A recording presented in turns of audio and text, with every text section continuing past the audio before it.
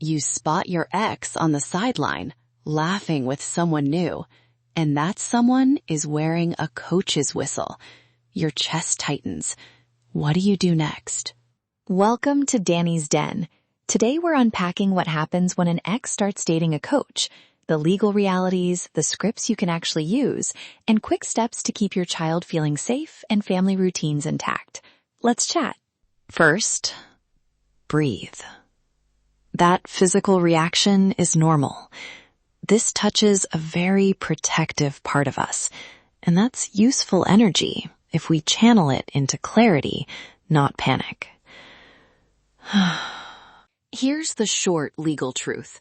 Family courts decide based on the child's best interests. Not every uncomfortable situation equals a custody problem. What matters is conduct, patterns, and actual risk. Not every awkward sideline moment becomes a courtroom drama. So where's the line? If there's evidence of grooming, one-on-one secrecy, sexualized messages, or pressure to hide things, those are the sorts of behaviors that can change legal outcomes. If what you're seeing is supervised interactions and respectful behavior, the court is likely to say handle it outside of litigation. But important caveat, keep your eyes open for patterns. Repeated boundary pushing is different from a single awkward interaction. Communication is the next tool. Say less, ask more, and keep the child at the center of every message. For a conversation with your co-parent, try this. I want to talk about something because I want X to feel safe at practice. When Coach Z started coming around, I felt uneasy. Can we agree on clear boundaries for one-on-one time and how we'll handle texts to X? Shorter, can we agree that any one-on-one contact with X during team hours stays supervised and pre-approved by both of us? I want X to feel safe. D, use that if you need to act quickly. If you speak with the coach or program, be professional and fact-based.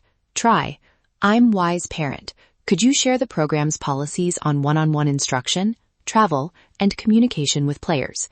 I want to understand how supervision is handled. Ask for written policies if answers are vague. Who to contact first? Practical names. The head coach, then the program director or athletic director, then the school principal or district athletic office. For municipal leagues, call rec department intake. Those are the channels that can enforce codes of conduct quickly. Documentation is your friend. Start a dated log immediately. Keep it simple and objective. Date, time, location, people present, what you observed in one short sentence, and any witnesses. Example logline you can mimic. 2026-07-25, 5:12 p.m. Field B, Coach Z and Parent A present. Observed, Coach Z texted X during warm-ups. D, save screenshots, backup photos to a secure folder, and email yourself a copy so the file has a timestamp. A quick word about social media. Don't post accusatory updates. Public posts may feel satisfying, but they create a record that can be used against you in custody disputes and can escalate conflict. Let's talk about what to do if policies aren't followed. Report to the program in writing, request a meeting, and ask for next steps. If leadership is unresponsive, escalate to district offices, school administration, or the municipal rec director. If at any point you see sexualized messages, secretive meetups, or attempts to isolate your child, you should also contact Child Protective Services and consult an attorney. If there's immediate danger, call local law enforcement. Parents worry about sounding controlling. Avoid language that targets the other adult, and instead focus on the child's experience. X told me they felt uncomfortable when Coach Z texted them late. Can we agree that all coach-to-player messages go to parents first? That centers the request on safety, not blame. Let me give you a micro anecdote, anonymized of course. I worked with a parent who noticed odd late-night texts. She saved screenshots, asked the program for the policy, and asked her ex for a joint plan. The text stopped after program intervention. No courtroom, just good documentation and measured steps. Now, preserving rituals, this matters. Kids cling to routines. Pick a simple pre-game ritual, a 10-minute playlist, a specific parking spot, or a shared snack. Announce it. 10 minutes before we leave, we play the game playlist. Phones down, cheer gear on. That predictability calms them. Music idea. Have your child choose 3 songs that mean game time. Play them in the car every time you go. The repetition becomes a safety cue. Their brain knows the world is familiar, even when adults change. Safety red flags to act on immediately. Secretive one-on-one meetings off-site.